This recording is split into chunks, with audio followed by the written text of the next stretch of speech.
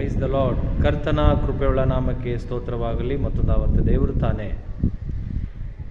ನಿಮ್ಮನ್ನು ಭೇಟಿಯಾಗುವಂತೆ ಈ ಒಂದು ಒಳ್ಳೆಯ ಅವಕಾಶ ಕೊಟ್ಟಿದ್ದಕ್ಕಾಗಿ ನಾನು ದೇವರಿಗೆ ಸ್ತೋತ್ರ ಸಲ್ಲಿಸ್ತೇನೆ. ಮುಖ್ಯವಾಗಿ ಈ ಒಂದು ಸುಸಂದರ್ಭದಲ್ಲಿ ನಿಮ್ಮ ಸಂಗಡ ನಾನು ಮಾತನಾಡೋದಕ್ಕೆ ಇಷ್ಟಪಡುವಂಥ ಒಂದು ಮಾತು ಹೀಗಿದೆ. ಶಾಲೆಯಲ್ಲಿ 1ನೇ ತರಗತಿಯಿಂದ 10ನೇ ತರಗತಿವರೆಗೂ ಕಲಿಸದೇ ಇರುವಂಥದ್ದು PUC ಫಸ್ಟ್ ಸೆಕೆಂಡಲ್ಲಿ ಸಬ್ಜೆಕ್ಟನ್ನು ತೆಗೆದುಕೊಳ್ತಾರೆ. ಅದರಲ್ಲಿ ಎಷ್ಟು ಸಬ್ಜೆಕ್ಟ್ಗಳಿದ್ದಾವೆ ಎಂಬುದಾಗಿ ಕೇಳಿದರೆ ಅವ್ರು ಹೇಳ್ತಾರೆ 1ನೇ ತರಗತಿಯಿಂದ 10ನೇ ತರಗತಿವರೆಗೂ ಮಕ್ಕಳಿಗೆ ಎಷ್ಟು ಪಾಠಗಳಿರ್ತವೆ ಅಥವಾ ಸಬ್ಜೆಕ್ಟ್ಗಳಿದ್ದಾವೆ ಎಂಬುದಾಗಿ ನಾವು ಕೇಳಿದಾಗ ಅವ್ರು ಹೇಳ್ತಾರೆ ಕನ್ನಡ ಇದೆ, ಇಂಗ್ಲೀಷ್ ಇದೆ, ಗಣಿತ ಇದೆ, ಸಮಾಜ ಇದೆ, ವಿಜ್ಞಾನ ಇದೆ ಎಂಬುದಾಗಿ ಹೇಳ್ತಾರೆ. PUCಯಲ್ಲಿ ಕೇಳುವಾಗ ಫಸ್ಟ್ ಸೆಕೆಂಡಲ್ಲಿ ನಾವು ಕೇಳುವುದಾದರೆ ಹೇಳ್ತಾರೆ ಏನು ಸಬ್ಜೆಕ್ಟ್ ತೊಗೊಂಡಿದ್ದೀರಿ, ಯಾವ್ದು ತೊಗೊಂಡಿದ್ದೀರಿ ಅಂತ ಹೇಳಿದರೆ ಅವ್ರು ಹೇಳ್ತಾರೆ ಹೀಗೆ ನಾನು ಆರ್ಟ್ಸ್ ತೊಗೊಂಡಿದ್ದೀನಿ, ಕಾಮರ್ಸ್ ತೊಗೊಂಡಿದ್ದೀನಿ, ಸೈನ್ಸ್ ತೊಗೊಂಡಿದ್ದೀನಿ ಅಂತ ಹೇಳ್ತಾರೆ. ಅಲ್ಲಿ ಕಲಿಯದೇ ಇರುವಂಥದ್ದನ್ನು ಮಕ್ಕಳು ಕಲಿತಿದ್ದಾರೆ, ಜನರು ಕಲಿತಿದ್ದಾರೆ. ಶಿಕ್ಷಕರು ಶಿಕ್ಷಣ ಕೊಡದೇ ಇರುವಂಥದ್ದನ್ನು ಮಕ್ಕಳು ಕಲಿತಿದ್ದಾರೆ, ಜನ ಕಲಿತಿದ್ದಾರೆ. ಏನದು ಅನ್ನುವಂಥದ್ದೇ ಒಂದು ಇವತ್ತಿನ ಮಾತಾಗಿದೆ ಪ್ರಿಯರೇ.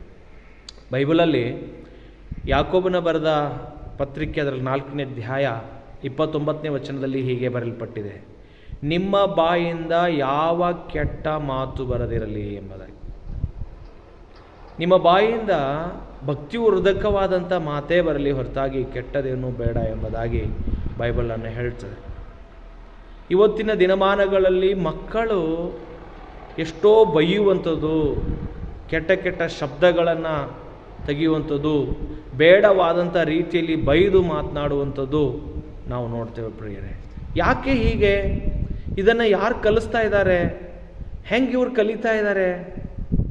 ಶಿಕ್ಷಣವನ್ನು ಇಲ್ಲ, ಅದಕ್ಕೆ ಯಾವುದೇ ಡಿಗ್ರಿ ಇಲ್ಲ, ಪದವಿ ಇಲ್ಲ, ಆದರೂ ಇಂಥ ಕೆಟ್ಟ ಕೆಟ್ಟ ಮಾತುಗಳನ್ನು ಆಡ್ತಾರೆ, ಹೊಲಸವಾದಂಥ ಮಾತುಗಳನ್ನು ಆಡ್ತಾರೆ, ಬೈದು ಬೈದು ಮಾತನಾಡ್ತಾರೆ.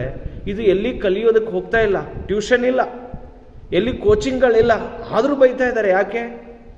ಕೆಟ್ಟವಾದಂಥ ಮಾತುಗಳನ್ನು. ಆದರೆ ಬೈಬಲ್ ಸ್ಪಷ್ಟವಾಗಿ ಹೇಳ್ತದೆ, ನಿಮ್ಮ ಬಾಯಿಂದ ದುರ್ಭಾಷೆಗಳು, ಕೆಟ್ಟ ಕೆಟ್ಟ ಶಬ್ದಗಳು ನಿಮ್ಮ ಬಾಯಿಂದ ಬರದಿರಲಿ ಎಂಬುದಾಗಿ, ನಿನ್ನ ಬಾಯಿಂದ ಒಳ್ಳೆಯದನ್ನೇ ಮಾತನಾಡು ಎಂಬುದಾಗಿ ದೇವರ ವಾಕ್ಯ ಹೇಳ್ತದೆ ಪ್ರಿಯರೇ. ಆದರೂ ಸಹ ಜನರು ಕೆಟ್ಟವಾದಂಥ ಮಾತುಗಳನ್ನೇ, ಬೈದಾಡುವಂಥ ಮಾತುಗಳನ್ನೇ ಮಾತನಾಡುವಂಥದ್ದನ್ನು ನಾವು ನೋಡ್ತೇವೆ. ಇದು ಸೈತಾನನಿಗೆ ಸಂಬಂಧಪಟ್ಟಿರುವಂಥದ್ದು. ಯಾವಾಗಲೂ ಕೆಟ್ಟದಕ್ಕೆ ಸಂಬಂಧಪಟ್ಟವನು ಸೈತಾನಾಗಿದ್ದಾನೆ. ಅವನ ಶಿಕ್ಷಣವನ್ನು ಪಡೆದು ಅವನ ಹಾಗೆ ಎಷ್ಟೋ ಜನರು ನಡೆಯುವಂಥವರಾಗಿದ್ದಾರೆ. ಆದುದರಿಂದ ನನ್ನ ಸಹೋದರ ಹಾಗೂ ಸಹೋದರಿಯರೇ, ಆಡತಕ್ಕ ಮಾತು ನಮ್ಮ ಬಾಯಿಂದ ಒಳ್ಳೆಯದು ಬರಲಿ.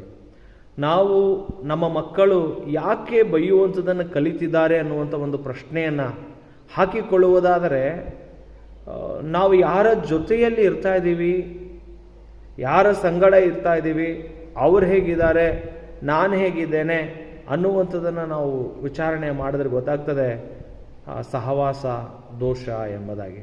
ನಾವು ಯಾರ ಸಂಗಡ ಇರ್ತೀವೋ ಅದನ್ನು ಕಲಿಯೋದಕ್ಕೆ ಸಾಧ್ಯ. ಒಬ್ಬ ಟೈಲರ್ ಸ್ನೇಹ ಬೆಳೆಸಿದರೆ ನಾನು ಒಬ್ಬ ಟೈಲರ್ ಆಗಬೇಕು. ಒಬ್ಬ ಬಿಸ್ನೆಸ್ ಮ್ಯಾನ್ ಜೊತೆ ನಾವು ಕೂಡುವುದಾದರೆ ನಾನು ಅಂಥವನಾಗಬೇಕು. ಒಬ್ಬ ಶಿಕ್ಷಣವನ್ನು ಕೊಡುವಂಥ ವ್ಯಕ್ತಿಗಳ ಜೊತೆಯಲ್ಲಿ ನಾವು ಸೇರುವುದಾದರೆ ನಾನು, ನನ್ನ ಮಕ್ಕಳು ಸಹ ಇಂಥ ಒಂದು ಒಳ್ಳೆಯ ಶಿಕ್ಷಣವನ್ನು ಕಲಿಬೇಕು, ಕಲಿತು ಮುಂದೆ ಬೆಳಿಬೇಕು ಅನ್ನುವಂಥದ್ದನ್ನು ನಾವು ನೋಡ್ತೇವೆ. ನಾವು ಯಾರ ಸಹವಾಸ ಮಾಡ್ತೀವೋ ಅವರಲ್ಲಿರುವಂಥ ವಿಚಾರಗಳನ್ನು ನಮ್ಮಲ್ಲಿ ಬರುವುದಕ್ಕೆ ಸಾಧ್ಯತೆ ಇದೆ ಪ್ರಿಯರೇ.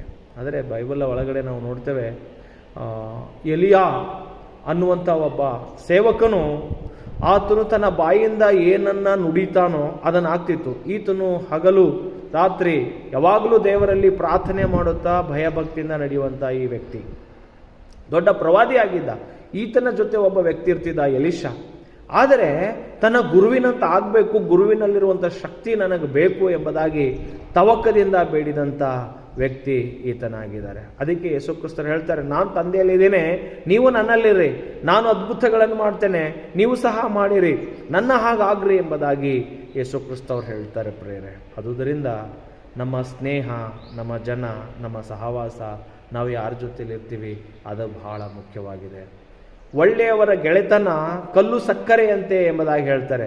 ಹೀಗಾಗಿ ನಮ್ಮ ಗೆಳೆತನ ಸರಿಯಾದ ರೀತಿಯಲ್ಲಿ ಇರಲಿ.